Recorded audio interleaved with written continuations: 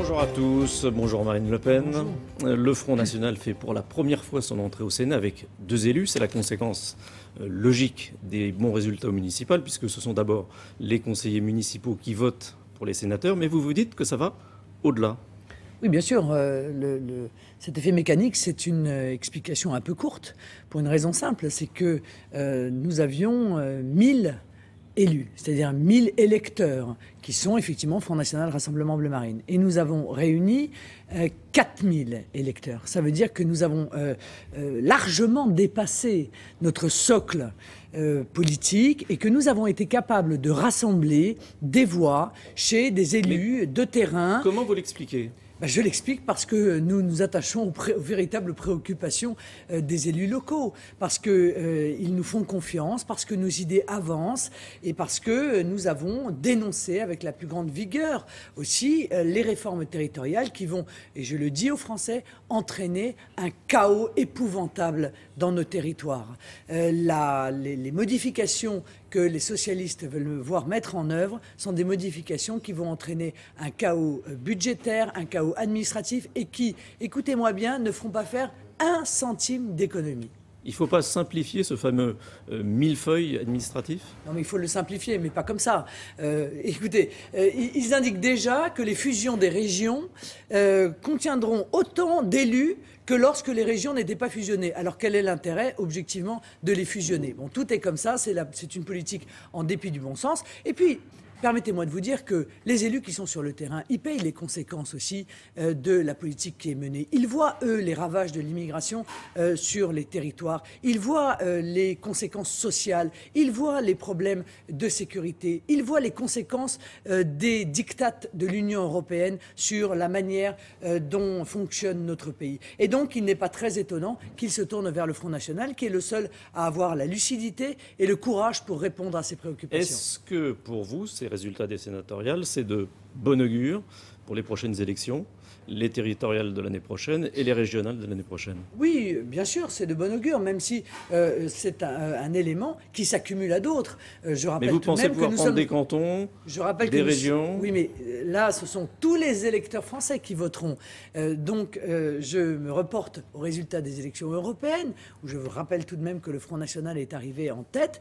Et donc, effectivement, nous sommes assez optimistes pour les élections territoriales et régionales qui vont intervenir dans les mois qui viennent. Je repose ma question. Vous pensez pouvoir prendre des cantons et des régions?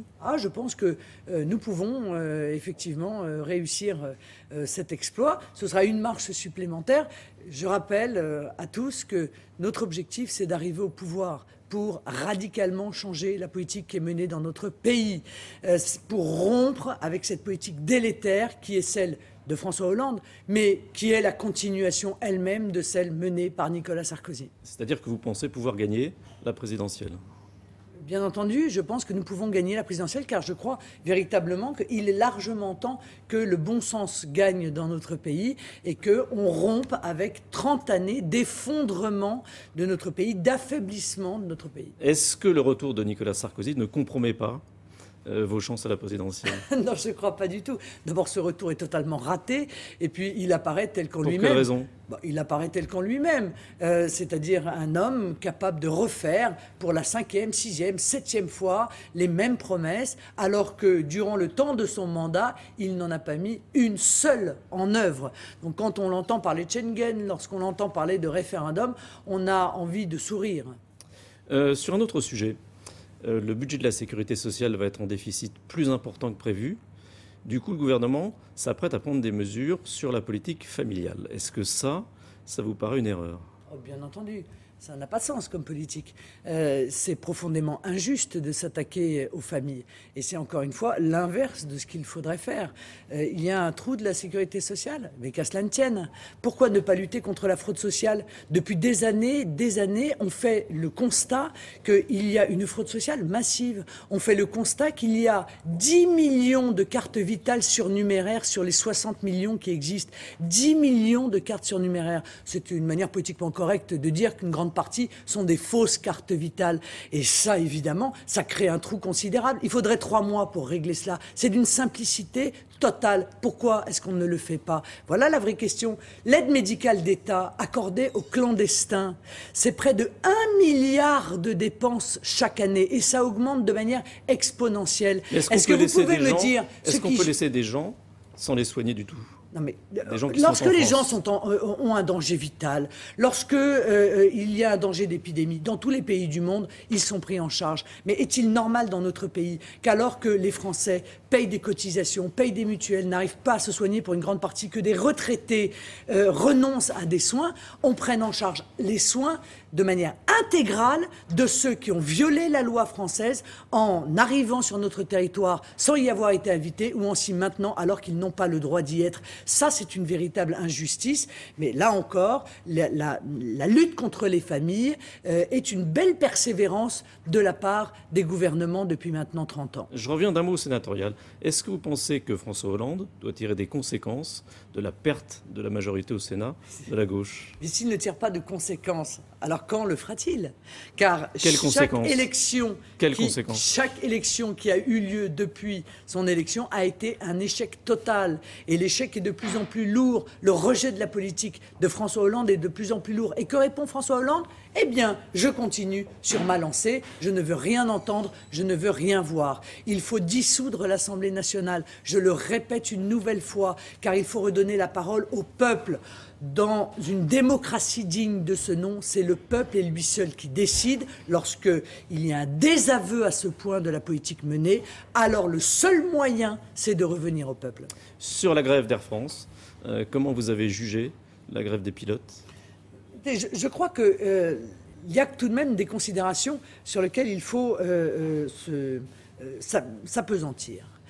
Il s'agissait pour Air France de créer en réalité une compagnie européenne low cost, c'est-à-dire que c'était une forme de délocalisation. Je comprends que les pilotes n'aient pas voulu subir les délocalisations que subissent déjà l'ensemble quasiment de nos compatriotes, les ouvriers, etc. Mais à partir du moment où cette compagnie low cost est abandonnée, alors il faut reprendre le travail. Est-ce que vous pensez que c'était une grève de nantis, comme on l'a dit? Là, mais pour le coup, je ne le pense pas, voyez-vous, car je crois encore une fois que lutter contre les délocalisations est une bonne chose.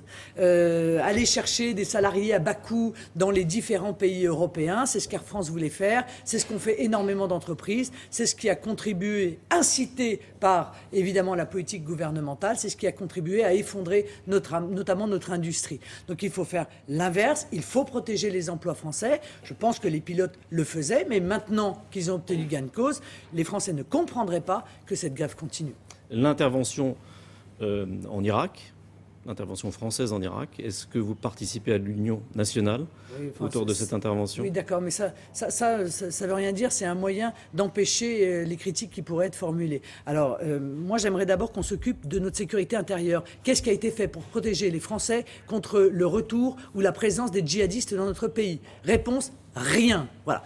Un numéro vert, des vagues mesures pour encadrer ou pour contrôler Internet qui sont au passage liberticides, mais les vraies grandes mesures de fermeté que les Français attendent, eh bien, ne sont pas arrivées. Merci. William, c'est à vous. Merci beaucoup. La météo maintenant avec Anaïs Baïdemir et des vigilances. Vigilance pour se prémunir contre quoi? Vous allez voir.